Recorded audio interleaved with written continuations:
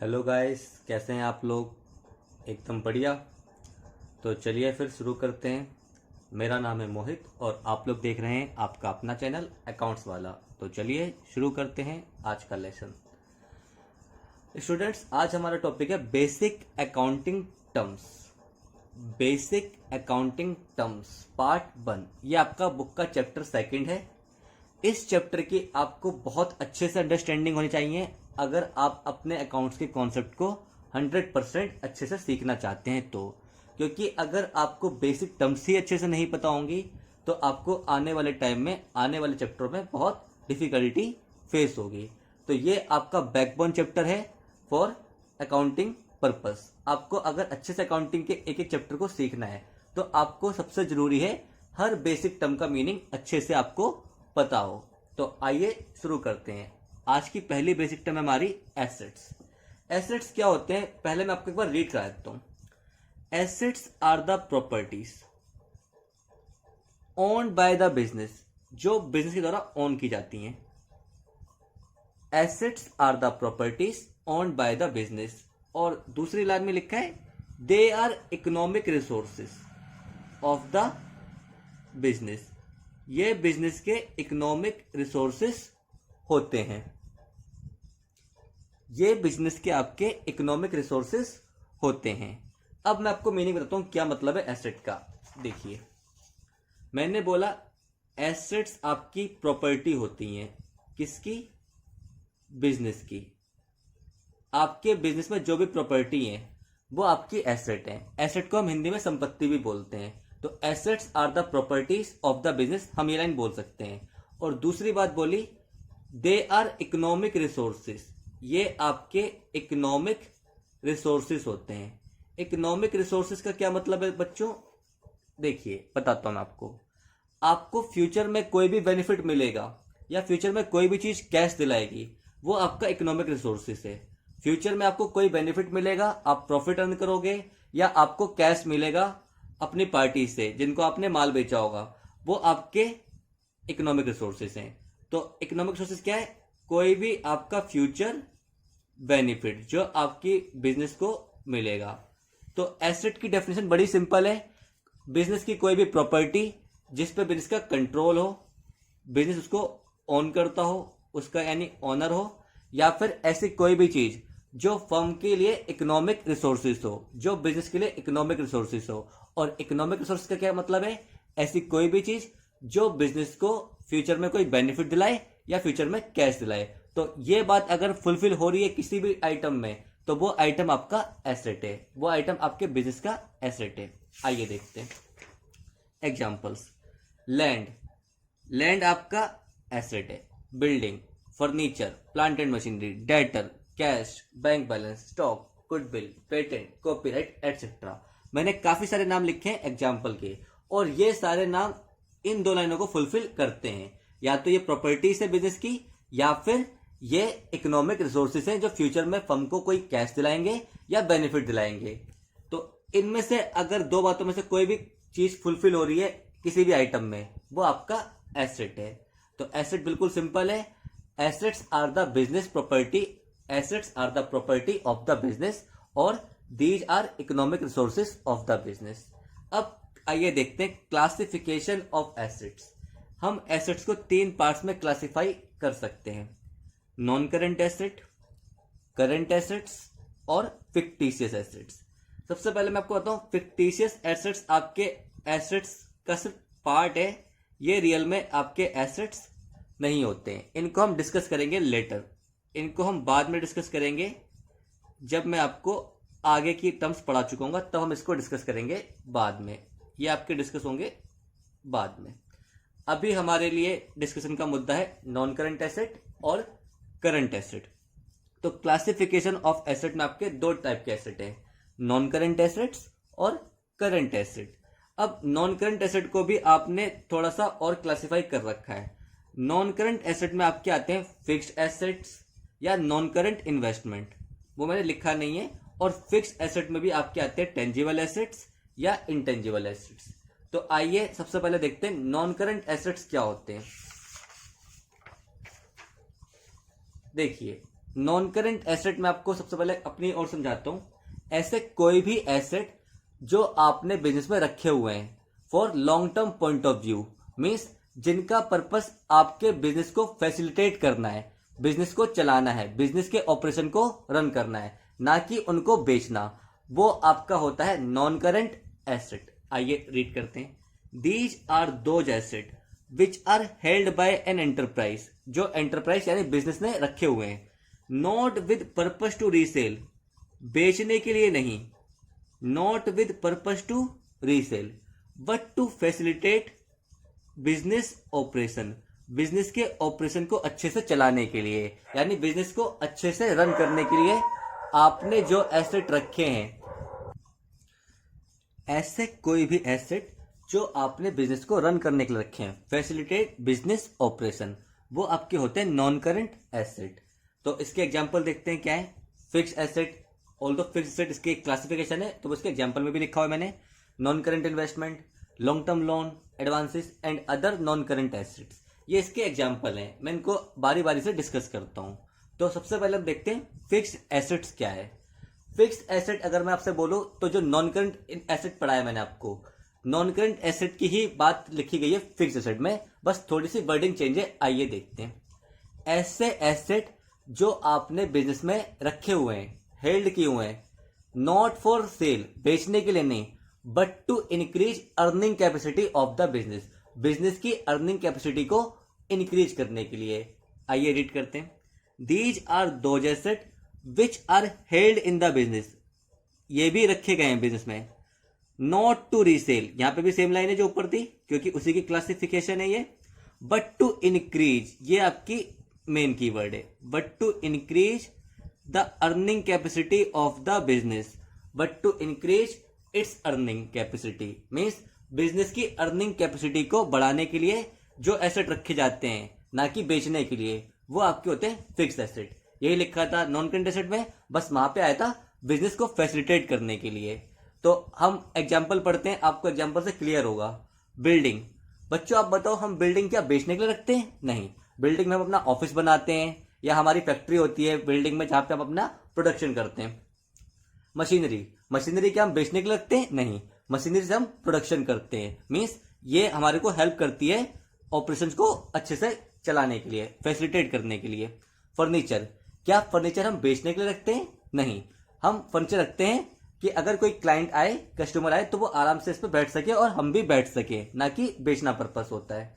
तो ये आपके हो गए वो एसेट जो आपने बिजनेस में रखे हुए हैं, बेचने के लिए नहीं, बिजनेस की कैपेसिटी को, अर्निंग कैपेसिटी को इंक्रीज करने के लिए, ताकि आप अच्छे से काम करें और आपके प्रॉफिट ज्यादा से ज्यादा हो, आपकी अर्निंग ज्यादा से ज्यादा हो। ये आपके होते हैं फिक्स एसेट। तो मैं फिर से रीड करता हूं।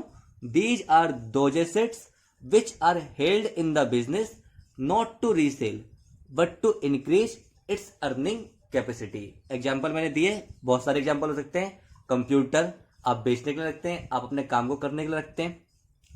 लैंड, आप उस पर अपना प्रोडक्शन करते हैं या आप उसको यूज करते हैं बिजनेस में, लेकिन आप उसे बेचने के लिए नहीं रखते हैं। तो ऐसे बहुत सारे एग्जाम्पल हो सकते हैं। व्हीकल्स, व्हीकल्स आप बेचने के लिए रखते हैं, आप व्हीकल को यूज करते हैं अपने बिजनेस में, अपने ऑपरेशन को रन करने के लिए। अब फिक्स एसेट की भी क्लासिफिकेशन है। पहली है आपकी टेंजिबल एसेट, पहली है आपकी टेंजिबल एसेट और दूसरी है आपकी इंटेंजिबल एसेट। दो क्लासिफिकेशन है फिक्स एसेट की भी, एक आपकी टेंजिबल एसेट और एक आपकी इंटेंजिबल एसेट।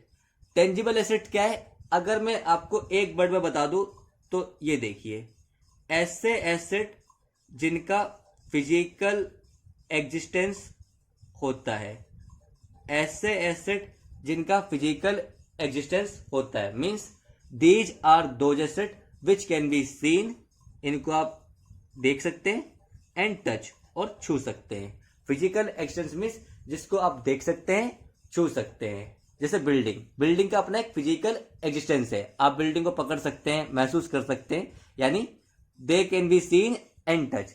तो आपके टेंजिबल एसेट कौन से हुए?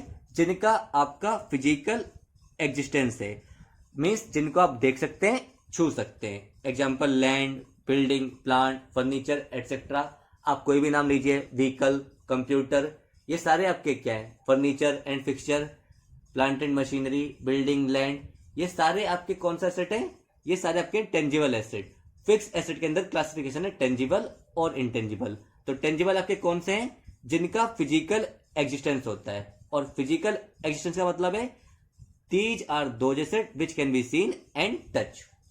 इंटेंजिबल क्या है, जिनका फिजिकल एग्जिस्टेंस, जिनका फिजिकल एग्जिस्टेंस, बच्चों बताओ होगा या नहीं, नहीं होता है, जिनका फिजिकल एग्जिस्टेंस नहीं होता है। टेंजिबल में होता है, इंटेंजिबल में नहीं होता है, यानी आप इनको ना देख सकते हैं ना छू सकते हैं। These are those assets which can not be seen, which can not be seen and touch, जिनको ना आप देख सकते हैं ना छू सकते हैं। Example patent, goodwill, copyright etcetera. मैं आपको एक एग्जाम्पल देता हूं कि ये इंटेंजिबल क्यों है। आपको इनमें से शायद किसी का मीनिंग नहीं पता हो, वो मैं आपको आने वाली क्लासेस में सारा कंप्लीट करूंगा, अच्छे से समझाऊंगा।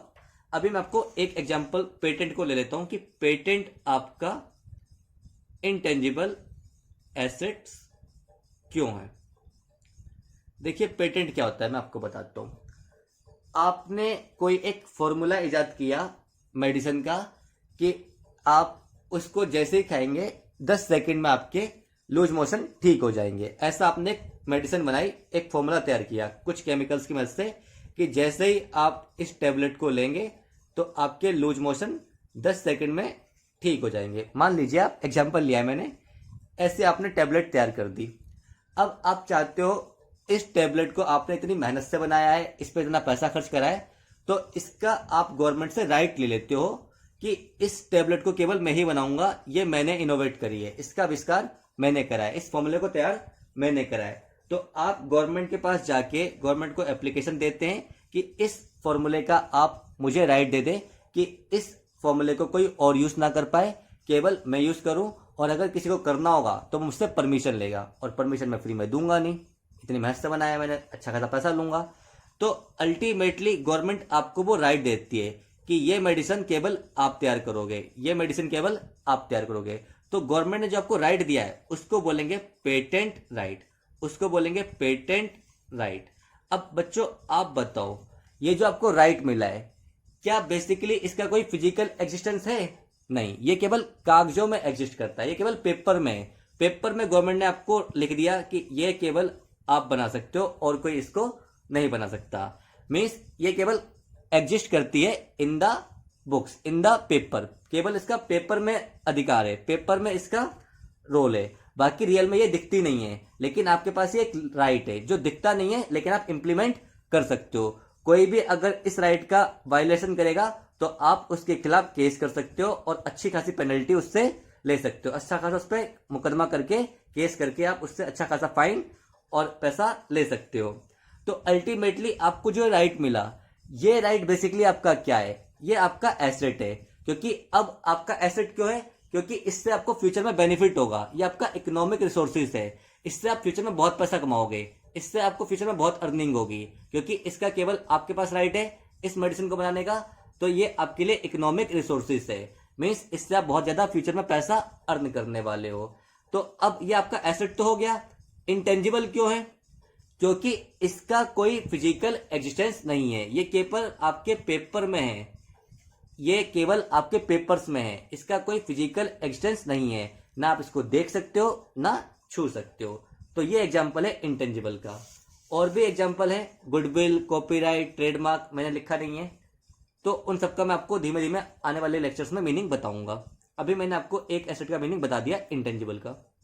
तो टेंजिबल क्या थे, जिनको आप देख सकते हैं, छू सकते हैं, वो आपके टेंजिबल। इंटेंजिबल जिनको आप ना देख सकते हैं ना छू सकते हैं, वो आपके इंटेंजिबल। अब बात करता हूं मैं करंट एसेट्स की। करंट एसेट्स क्या होते हैं, आइए देखते हैं। These are those assets which are held in the business with the purpose of converting them into cash within a short period, that is 1 year.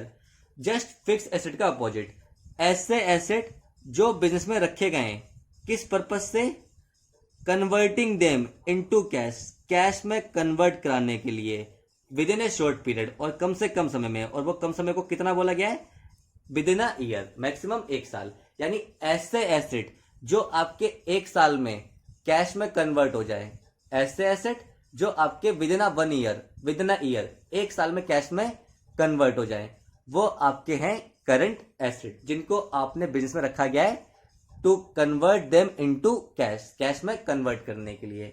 Example देखते हैं, कैश। अब कैश तो खुद ही कैश है, तो इसे क्या कन्वर्ट करना, तो करंट एसेट है। बैंक से आप कभी भी पैसा निकाल सकते हो। डेटर क्या होता है मैं आपको बताऊंगा, अभी आप मान लीजिए करंट एसेट है। स्टॉक, जिस चीज में आप डील करते हो, गुड्स, वो आपका स्टॉक है। माल जो आप बेचते हो, तो आपने माल क्यों रखा हुआ है, बेचने के लिए, ताकि आपको कैश मिल सके। बिल रिसीवेबल क्या होता है मैं आपको बताऊंगा, अभी मान लीजिए करंट एसेट है। और प्रीपेड एक्सपेंस भी आपका करंट एसेट है। इन सबकी मीनिंग में आपको डिस्कस करूंगा आने वाले लेक्चर्स में। अभी मेरे को बस बताना था करंट एसेट क्या है, तो मैं फिर से रिपीट करता हूं। करंट एसेट्स आपके वो एसेट्स हैं जो आपको कैश में कन्वर्ट करने के लिए रखे गए हैं, जो आपने बिजनेस में कैश में कन्वर्ट करने के लिए रखे गए हैं। और कितने टाइम में, with in 1 year, with in a year, very short period, यानी 1 साल के अंदर। और ये 1 साल कहां से लेना है आपको, ये 1 साल भी बताता हूं ये कहां से लेना है। मान लीजिए ये आपका अकाउंटिंग ईयर है, 1/4/2019, 31/3/2020, ये आपका अकाउंटिंग ईयर है। तो आपको अकाउंटिंग ईयर के एंड से 1 साल लेना है, ये 31/3/21, ये आपका अकाउंटिंग ईयर है जिसकी आप अकाउंटिंग कर रहे हो, ये आपका अकाउंटिंग ईयर है जिसकी आप अकाउंटिंग कर रहे हो। तो इस अकाउंटिंग ईयर के एंड से लेना है आपको 1 साल, तो 31/3/20 से 31/3/21 तक जो आपका कैश में कन्वर्ट हो जाएगा, जिसको आपने कैश में कन्वर्ट करने के लिए रखा हुआ है, वो आपका है करंट एसेट्स। अब मैं आपको इसके एग्जांपल को थोड़ा समझाता हूं डिटेल में। बच्चों, जिस चीज में हम डील करते हैं उसे हम बोलते हैं गुड्स।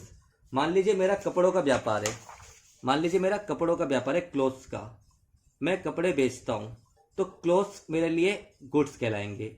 जिस चीज में मैं डील करता हूं, the item in which we have deal, those are goods, वो हमारे गुड्स होते हैं। जिस चीज में हम डील करते हैं वो हमारे लिए गुड्स होते हैं। तो अगर मैंने गुड्स खरीदे हैं,